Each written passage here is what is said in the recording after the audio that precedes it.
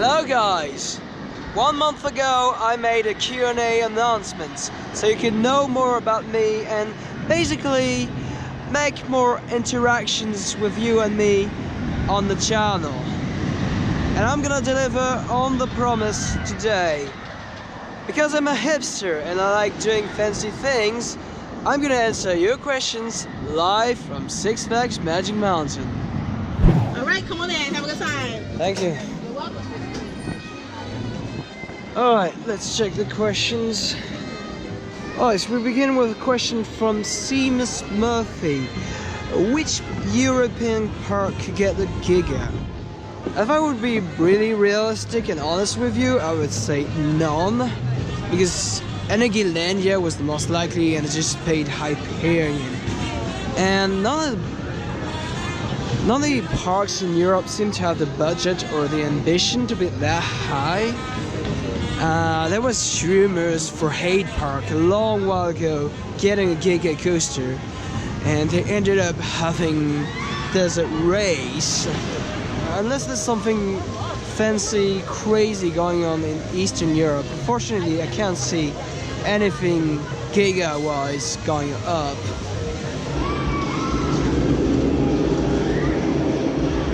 Full throttle isn't that bad really. Of course it's too short and the trim on the final drop is kind of unfortunate, but it has some fun forces, nice mix of hang time, a little bit of air time, positive G's. I like it. Somebody question is from Coaster Cupcake, who asks me which coaster I find the most overrated. It's a fire on me. It's pretty annoying. Personally, I don't really have a coaster I find the most overrated, and to be honest, I don't like this whole concept of overrated, underrated coasters.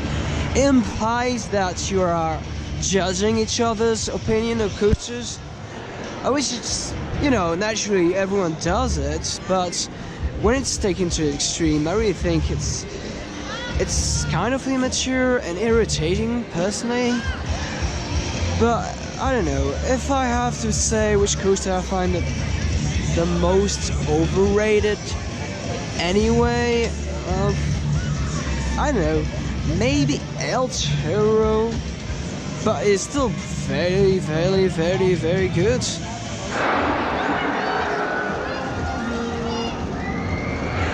Do you know I have a Giovanola fetish? I'm really fascinated by the backstory of this manufacturer and how it was the first workplace where Bolliger and Mabier made the name. Also asked by Coaster Cupcake is my favorite color scheme on the coaster. I would say DC Rivals. It's really vibrant hot pink against the sunny Australian weather. I really love it. Alright, so now XL asked me, how can you have so many occasions to go to so many different parks? Well, the answer is that time-wise, I'm switching jobs, meaning I'm unemployed, so I have the time to...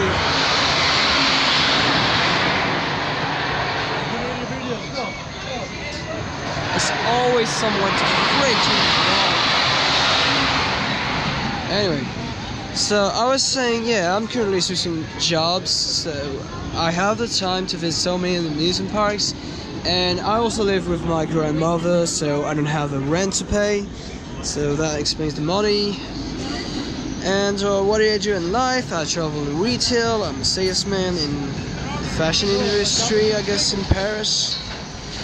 And no, I'm not working or planning to work in the theme park industry. Where does my name come from?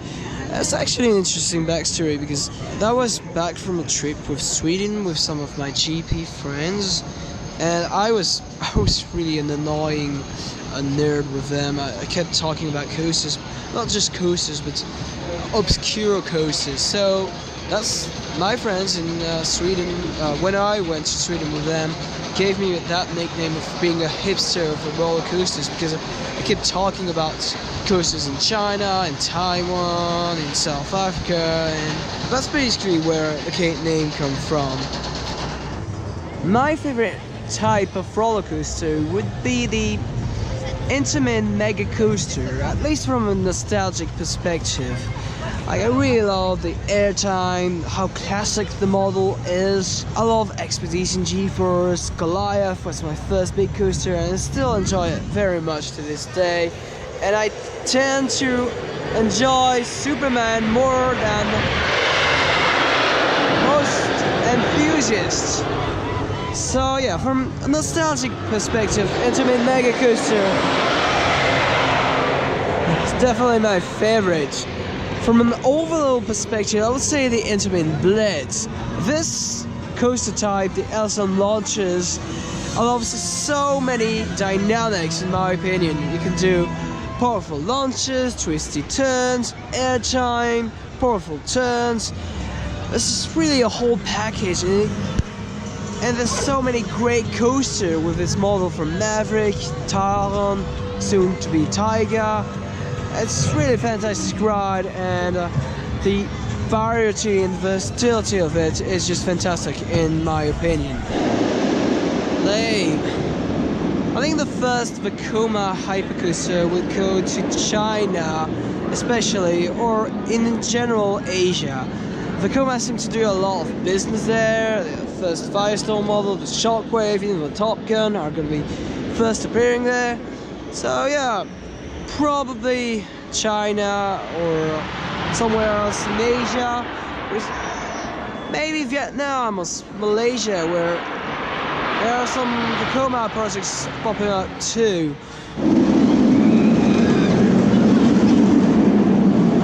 So, other than coasters, I would say I really love dark rides at Universal. I just got there like 2 days ago. I was mind blown by all the possibilities I do not think were possible or doable today by this type of attraction. Otherwise, I really like the SMS Swimming Scream. It's smooth, nice forces as well, some hang time, air times, pretty good flat ride overall. There's so many parks around the world I would love to visit, but most likely Fuji-Q Highland is the one that tops the list. The ride selection there is so unique. The coasters are seemingly super intense.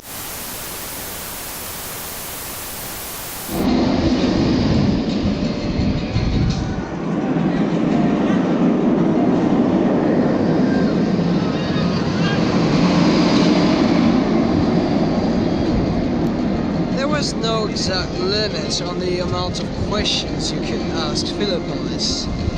You're definitely testing my patience, but it's nice to hear from you anyway. I don't think Hyperion is getting overrated in some way. Once again, I don't like this whole overrated, underrated talk, but based on what I heard, there's a wide range of opinions on the Hyperion. Some of them think it's one of their favorite coasters. Something we think is a flawed yet fun hyper coaster. But really, I won't say there's a whole trend of this coaster being overrated, in my opinion. Cedar Point is not particularly hard to get to from Europe, from my experience. I managed to Uber my way up there fairly easily, I'd say. Some parks like Holiday Park in Europe are much harder to reach, in my opinion, in public transportation or Uber. So yeah, it's alright. And what kind of editing software do you use? I use Adobe Premiere Pro. Are you planning on visiting Walibi, Belgium? It's not one of my priority, but since I live close by, if I get the chance to go there, yeah, definitely. That's a lot of questions, so let me catch a break and I'll be right back to answer the rest of it. Philippolis.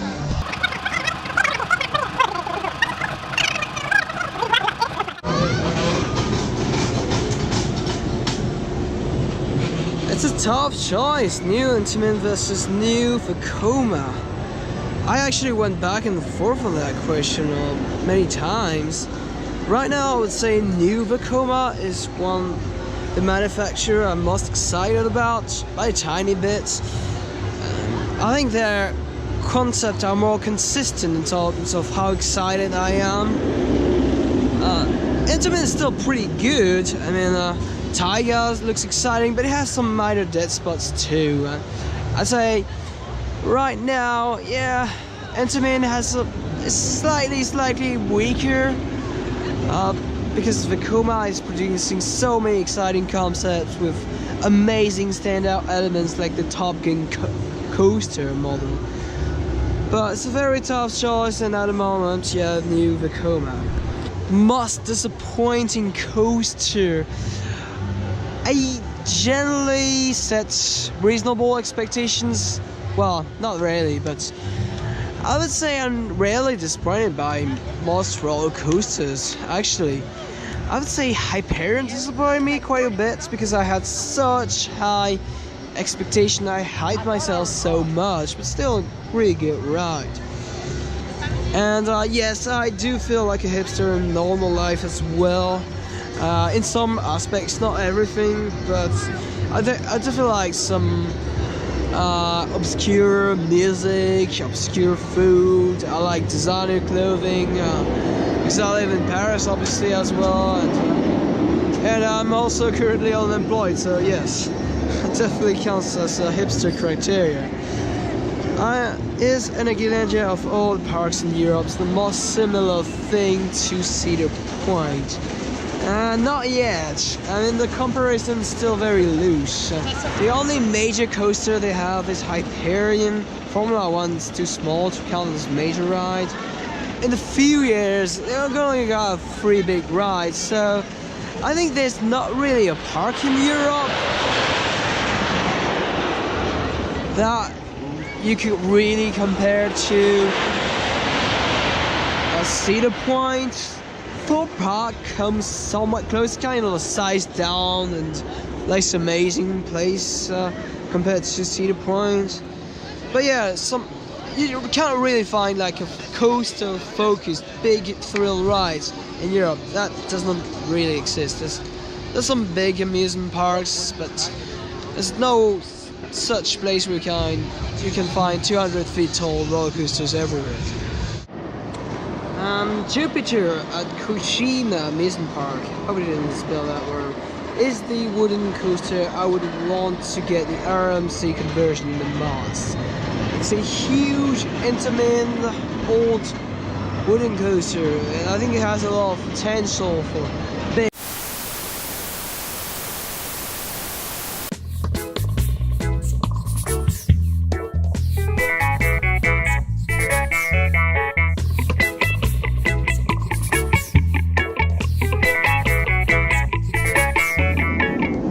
Vekoma becoming the best coaster manufacturer in a few years is still a long shot. Obviously, they massively improved their technique and their layout design. They still have to make something as crazy as Lightning Launch Down, or even Expedition's GeForce first drop, or all the crazy changes of direction on Taron or Marek. So they still have to do that to become the best coaster manufacturer in my opinion. But I wouldn't be surprised if they become, in many enthusiasts' eyes, the best in like a decade or so, because their creativity and their dynamic improving is really, really impressive. My number one bucket list coaster would be DC Rivals. The non-inverting loop looks spectacularly snappy. First drop is really good. There seems to be a lot of great ejector airtime. It's really an excellent whole package seemingly. And I'm very curious about the backwards last row too. Steel Vengeance has so much more duration and quantity of airtime. It's truly spectacular. I still think Expedition GeForce has the strongest ejector airtime overall, but still Vengeance has so much more and has those crazy sections, passages through the structure as well, which makes the thing so much wilder and more exciting. And my number one park, I would say amusement park Cedar Point, because their coaster lineup is just incredible. So many insane rides, so many exciting coasters, and even the supporting cast is good. Theme park, however, I don't know, maybe Alton Towers, maybe Phantasialand. Phantasialand has probably the better coasters in the world, but Alton is more charming, relaxing. You can breathe in Alton Towers. Phantasialand is so packed. I mean, they have to, but it's very creative with their little footprint they have. It's so stifling sometimes because it's so crowded. Alton Towers, yeah, it's a very nice park.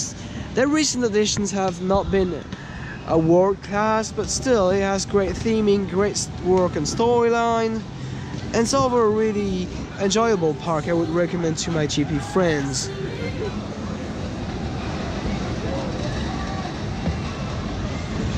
I very much enjoyed the World Cup, the football World Cup. Obviously it's much easier to enjoy something because France won the whole thing.